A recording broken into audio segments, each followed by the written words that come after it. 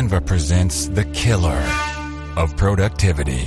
It was an ordinary workday until... Oh no, this meeting, it could have been an email. Run. Canva had a creative solve. Get email. I'll just put the info the team needs in a Canva doc, and I'll make it visual with images, charts, and graphics. Bring productivity killers to justice with creativity. Love your work at canva.com. At Rocket, we believe everyone deserves their shot at the American dream. So if you're feeling locked out of home ownership, we're here to give you back the keys.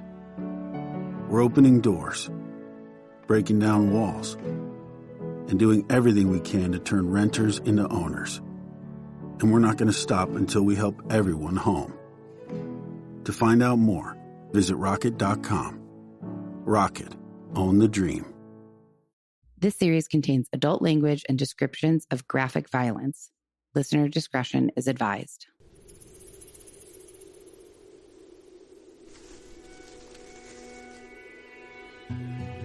Hello, everyone, and welcome to Death by Southwest. We are on episode 103. And today we are unraveling a haunting story from Glendale, Arizona, a case filled with red flags, missed chances, and a devastating outcome. This is the story of Kiera Bergman, a 19-year-old with big dreams, a heart for others, and a life that ended far too soon. So who was Kiera Bergman? Kiera Lene Bergman was born on July 18th, 1999, in the sunny town of Santee, California, just outside of San Diego. She was the first child to Kirsten, who had just gotten out of high school, but luckily she had very supportive parents, so she had some help in the early days of raising Kiera. From day one, Kiera radiated joy. She was giggly, bright-eyed, always smiling. She had a huge, huge infectious grin, and that grin stayed with her as she grew up in El Cajon, which is another suburb of San Diego, which is where her mom, Kirsten, moved and then met Kiera's stepdad, Chris. And soon after Kirsten and Chris met, they had another child, a little sister for Kiera named Brady. And Chris was a great stepdad. He, from day one, looked at and treated Kiera as if she was his own. I mean, she was his daughter. He was part of the picture from a very young age, and their bond just grew. They were a very close-knit family. In high school, Kiera stood out, not for being loud, but for being so authentic. She had lots of friends, and they all said the same thing, that she was just so genuine and so real. Her friends remember her as warm and funny and authentic. Kirsten had hoped that Kiera would get into sports, but Kiera was not interested in sports, and staying true to who she was a big part of who she was. And so she followed her own passions, and her passions were makeup and doing hair. And she loved watching YouTube tutorials on makeup and practicing on herself and her friends. And that's what she really wanted to do with her life. So after graduation in 2017, Kiera enrolled in cosmetology school. She even earned a scholarship, and her dream was to one day be able to offer free haircuts to people experiencing homelessness, which is such a beautiful, beautiful thing. And that's a really great example of who she was, the kind of heart that she had. Sadly, by spring of 2018, Kiera's life would pivot in a way that no one saw coming. So, how did we get there? Well, in November of 2017, a well-meaning friend of Kiera's set up a Tinder account for her. And it was there on Tinder that Kiera met John Christopher Clark, a 22-year-old who swept her off her feet with charm and lots of empty promises. He was confident, he was kind of slick and smooth talking, and little did she know it, but he was not at all who he pretended to be. Her family was pretty uneasy about this relationship from the start. John came and met her family at a holiday gathering, and they just saw red flags. He kind of dominated conversations. He would answer for Kiera when someone asked her a question, and he just came across as kind of off. Plus, Kirsten and Chris had a real problem with the age difference. So at this point, Kiera is 18 and John is 22, and they couldn't understand what a 22-year-old wanted with their 18-year-old daughter. Now, I have to say, I disagree with it a little bit. I think that 18 and 22 is not such a huge age difference. Also, I'm not a parent. So perhaps if I had an 18-year-old daughter, I would feel differently, and I wouldn't like it if she was dating a 22-year-old. Regardless of what her family thought, Kiera was in deep. This was her first real relationship, and it got serious pretty quickly, probably too quickly. Within 4 months of dating John, Kiera decided that she was going to move to Glendale, Arizona with him. That's where he had lived previously, and he wanted to move back there. This meant leaving behind everything that she knew and loved: her cosmetology school, her friends, her family, her support system. What Kiera didn't know was how swiftly John's seeming affection could become control. So as Kiera's family feared, once she was in Arizona, the vibrant, independent, very authentic Kiera kind of began to fade. John cut off both of their phone service. So he canceled his phone service and her phone service. So the only way that they could talk to friends and family was either through Wi-Fi or, well, it was all through Wi-Fi, but through Wi-Fi texting or calling, and then Instagram or Facebook Messenger when they were connected to Wi-Fi. Very weird thing to do, I think. He also convinced her to take out a loan using her car as collateral. He said he wanted to use the money to buy new furniture for their apartment, but that new furniture never came. He just ended up keeping the money, spending it on himself. We don't know what he spent it on, but he certainly didn't buy furniture. And he also didn't work at all. So Kiera realized they were in financial hardship, and one of them needed to get a job, and John wasn't making any moves too. So Kiera picked up a job at a call center. Then she picked up a second job, and she was pretty much working nonstop while John did nothing. He was just financially exploiting her very, very clearly. Of course, she doesn't want to see that. She's young, and this is a new relationship, and she's kind of smitten with him, which made it that much harder when, out of nowhere, John broke up with her. Didn't really give her any reasons, just broke up with her. Kiera was devastated. And I mean, not only devastated, but I would imagine, and I didn't read this, but I would have to imagine kind of scared and lonely. I mean, she's in this new city. All of her friends and family are back in California. Luckily, there was a small sliver of light in this situation because Kiera was able to reconnect with one of her very good friends from high school named Destiny, who also was now living in Phoenix. The two girls reconnected, and Destiny let Kiera move in right away. So Kiera moved in. She was able to get a new job working at a furniture store with Destiny, and she started to kind of seem like herself again. She was smiling more. Destiny was getting into modeling, and Kiera thought, I would love to try that as well. So she was showing interest in things again. She was back to watching hair and makeup tutorials. She was healing. She was trying to move forward. And it sounds like she was doing a really good job of it. But unfortunately, John wasn't quite done with her. By June 2018, John was back in her life and back in her apartment. He moved into the small 2-bedroom apartment that Destiny and Kiera were sharing, despite having no job and no contribution to make to this apartment. And with him came the same toxic patterns. John was choosing Kiera's clothes, dictating her meals, monitoring her whereabouts, and he was even forcing, might be too harsh of a word, but I'm going to use it anyways. He was even forcing her to join him on trips that he would have to go back to San Diego to check in with his parole officer. He had been in trouble in the past. Unclear exactly what, but when he would make these trips, he wanted her to come with. I mean, the man canceled her cell phone service so that he could very clearly and easily monitor her phone calls and monitor who she was talking to. I'm not sure why you can't do that like with cell phone services, just like with Wi-Fi. However, it was very clear that he wanted to have as much control over her and her life as possible. But going back to San Diego for these parole check-ins, it did allow her to see her family. But not as much as you would think, because John didn't want her to see them alone. So he would only allow her to get together with them when he was present, which is fucking weird.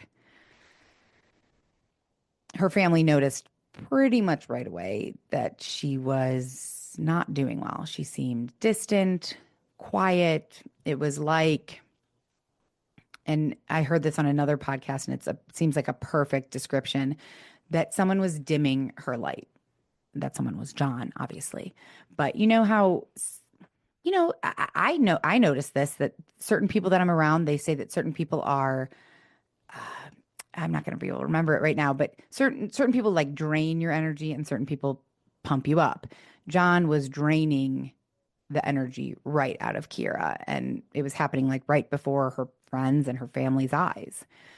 So while they were in San Diego for these trips, he was very controlling about like how much she could see her family. On one trip, he agreed that they could all go out to breakfast. Now he went with, like, it was not like Kiera was allowed to just go have breakfast or dinner with her family by herself.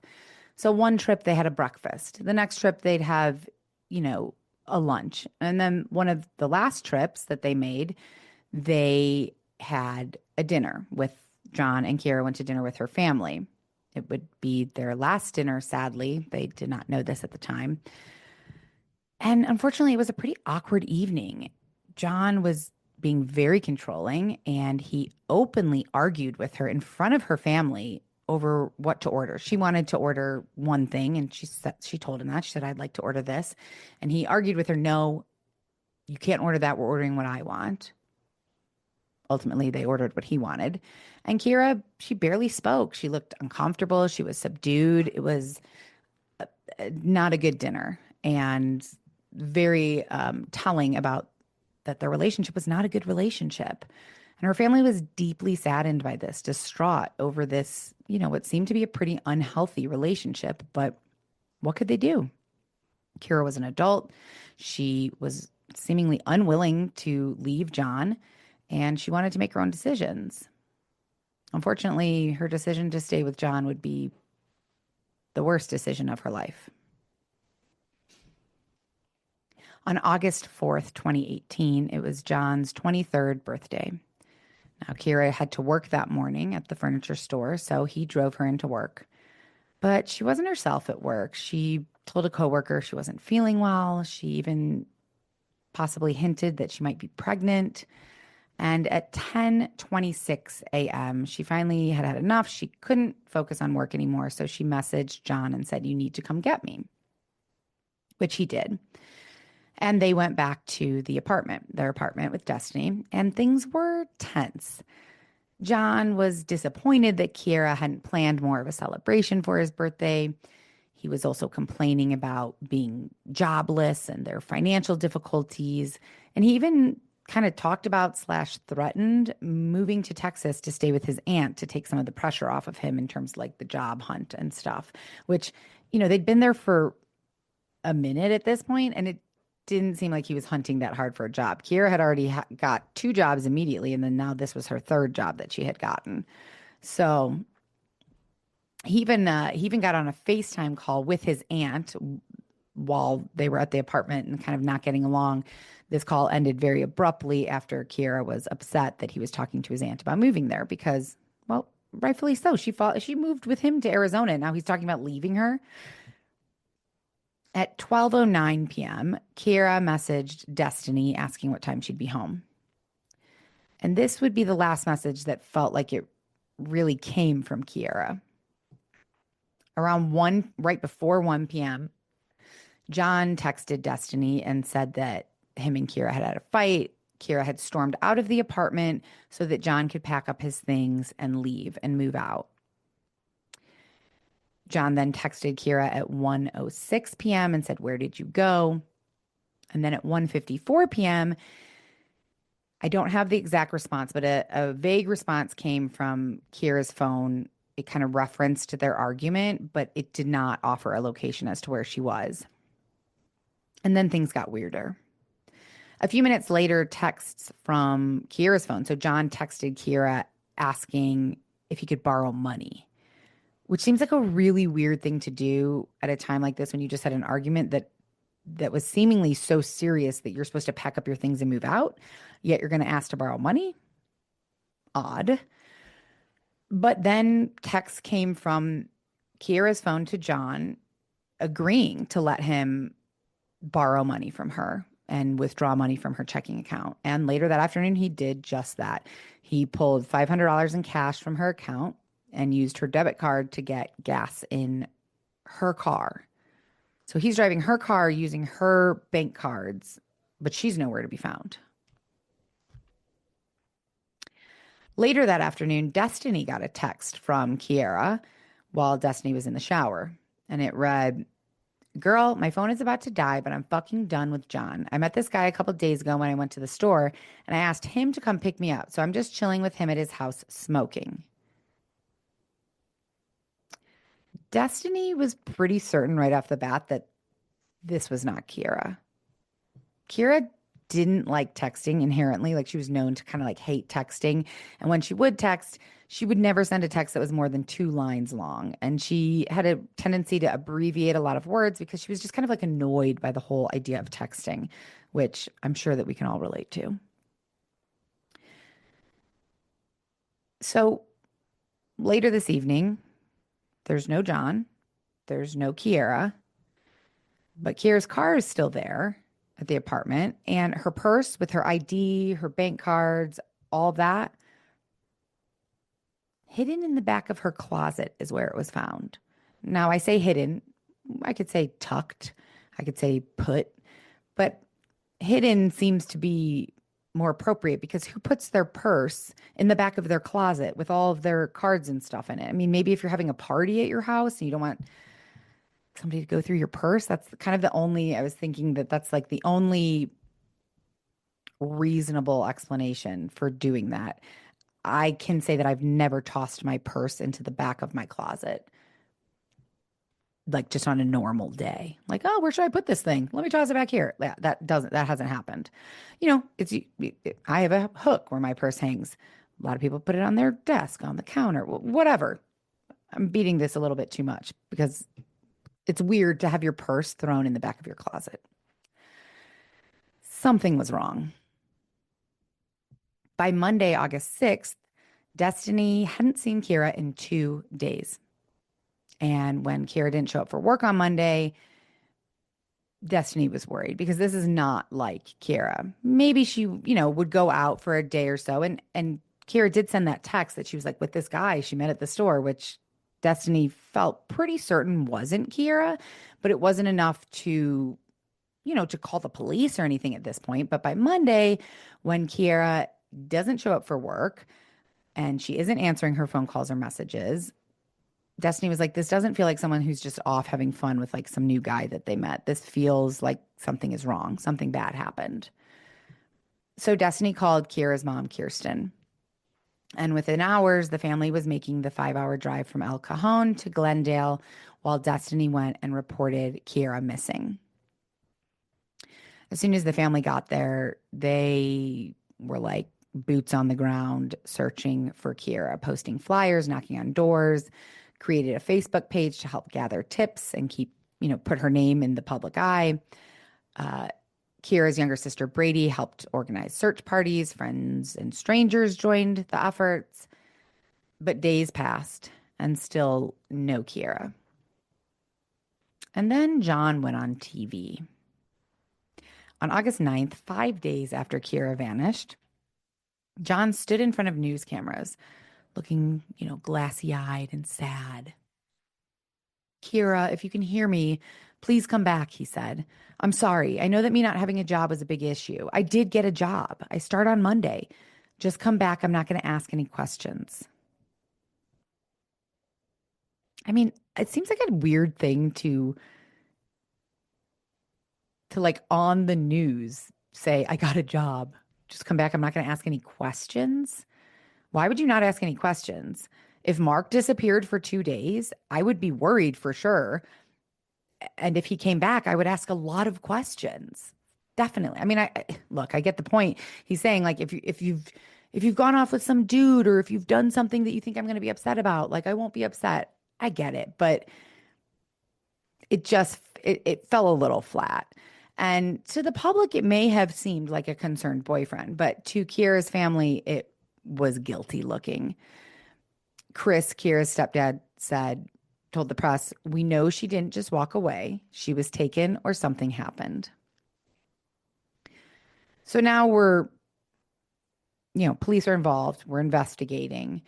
And police decide to bring John in for questioning. Understandable. And they got warrants and pulled phone records, Wi-Fi logs, and texts. And even though John is still sticking to the story that like she stormed out and then he like gathered up his things and left and went to go stay with a friend, the data that they pulled throw a lot of wrenches into this story. So investigators matched the timestamps of the suspicious texts, like Kiera saying, yeah, go take money out of my account. And I met a guy at a grocery store, to Wi-Fi logs from the apartment. So both Kiera's phone and John's phone were shown to have been connected to the same home router at the exact moments those texts were sent, suggesting that John had her phone and was pretending to be her. I mean, it was connected to the Wi-Fi router in the apartment, but Kiera wasn't there. But she's somehow sending texts from her phone that's there. No. The tech analysis also showed that the message sent to Destiny claiming that Kiera was like meeting someone was actually sent from inside Kiera's own home. On August 7th, which was 3 days after she had vanished, remember August 6th is when Destiny called Kirsten. The family came down. Kiera hasn't been seen. So the day after that, she's still gone. No one's seen her or heard from her. But both phones were still connected to the same apartment router, despite Kiera being nowhere to be found. Surveillance showed John using Kiera's card in an ATM in a gas station. That wasn't shocking because, according to the texts, she said, oh, please go take money out of my phone after we just like broke up seemingly and I kicked you out. Again, weird.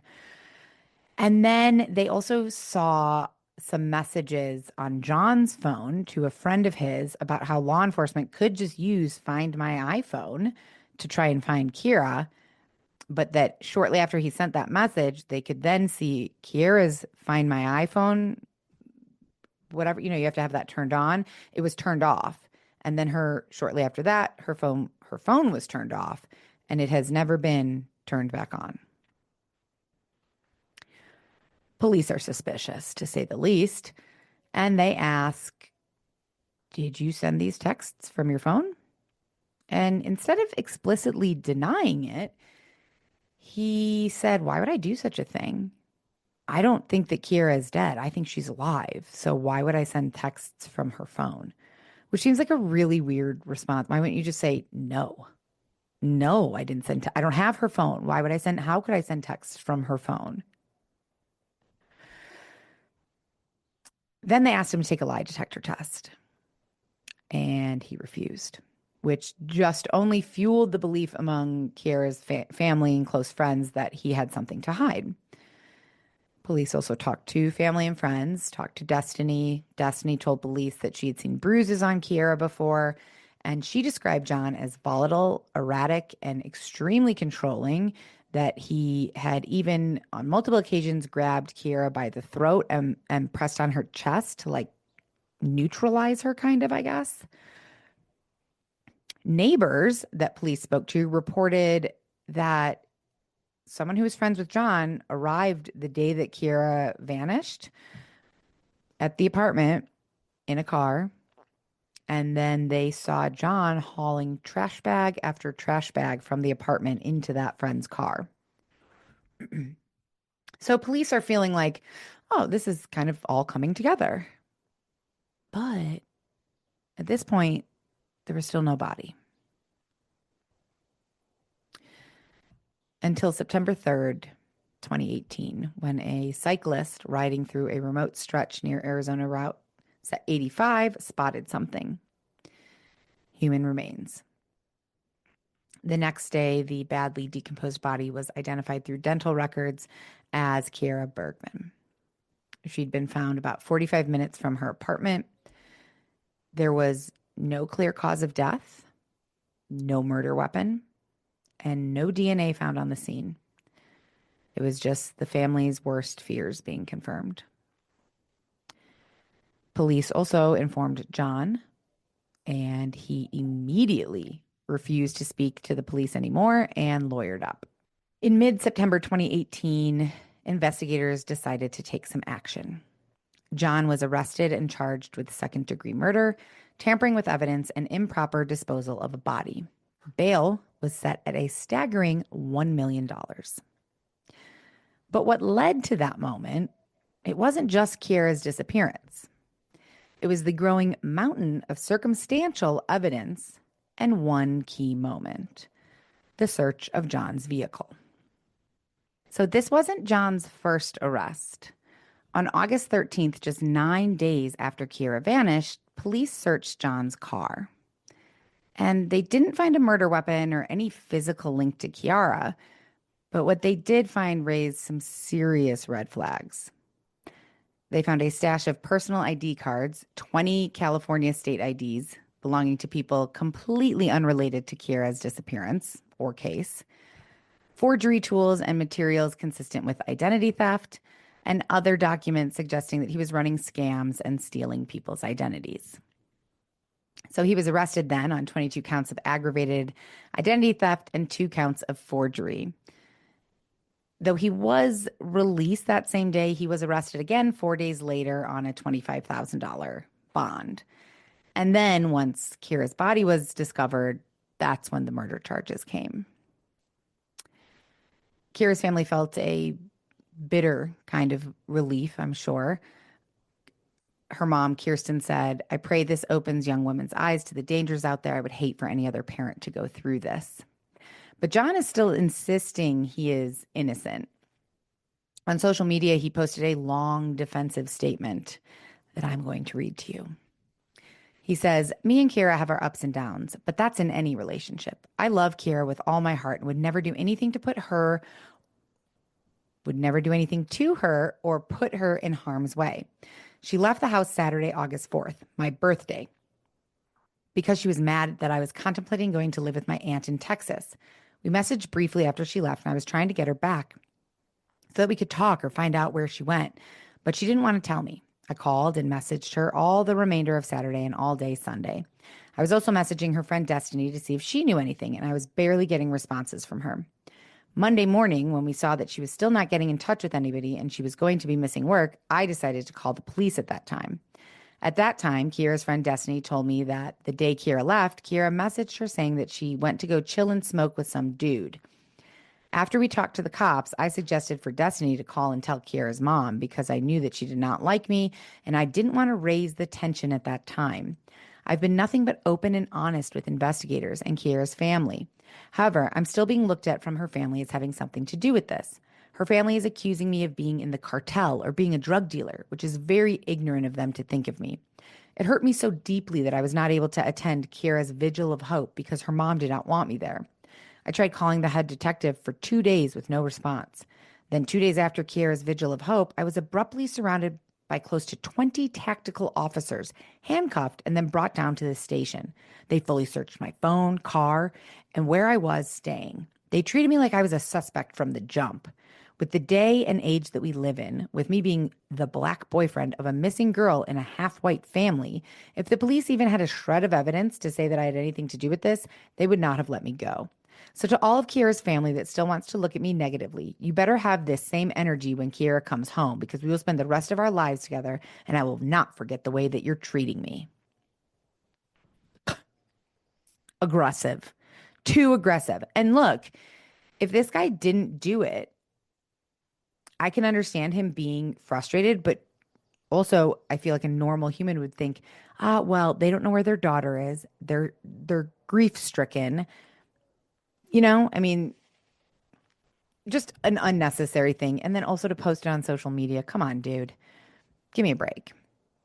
So he's portraying himself as the victim, wrongfully targeted, misunderstood, and mistreated. What he never mentioned in any of this social media post or any others was the texts that had to be sent by him from Kiera's phone. The $500 he took out of her account the day that they had a fight, the bruises that Destiny had seen on Kiera, the trash bags that he was seen carrying from Kiera's apartment the day that she vanished. Lots of issues here. So in September 2018, John was officially indicted by a grand jury for murder, tampering with evidence, and improperly disposing of Kiera's body. But the case, while emotionally devastating, no doubt, was legally a bit fragile. There was no cause of death, no murder weapon, no DNA evidence, and no eyewitnesses. John remained in custody for 18 months before being released on March 12th, 2020, under strict electronic monitoring. The judge cited serious issues with the handling of the case, prosecutorial delays and missed deadlines, and crucial evidence not being properly disclosed to the defense. And as a result, the initial charges were dismissed. This was clearly a gut punch to Kiera's family. But prosecutors were not ready to give up. So on May 14th, 2019, John was reindicted. Prosecutors were hoping to fix the flaws and bring him to justice. And the case resumed. Still, repeated delays and further mistakes plagued the proceedings. And in April 2020, a judge threw out the case again. This time, not just for lack of evidence, but because of the way investigators and prosecutors mishandled critical parts of the investigation, apparently. Finally, in August 2022, the trial reached a jury and they heard the case.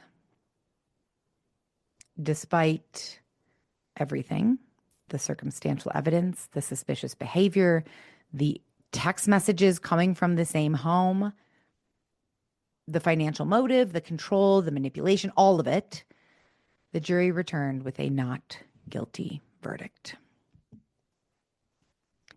After the verdict, the judge issued a scathing criticism of law enforcement's handling of the case.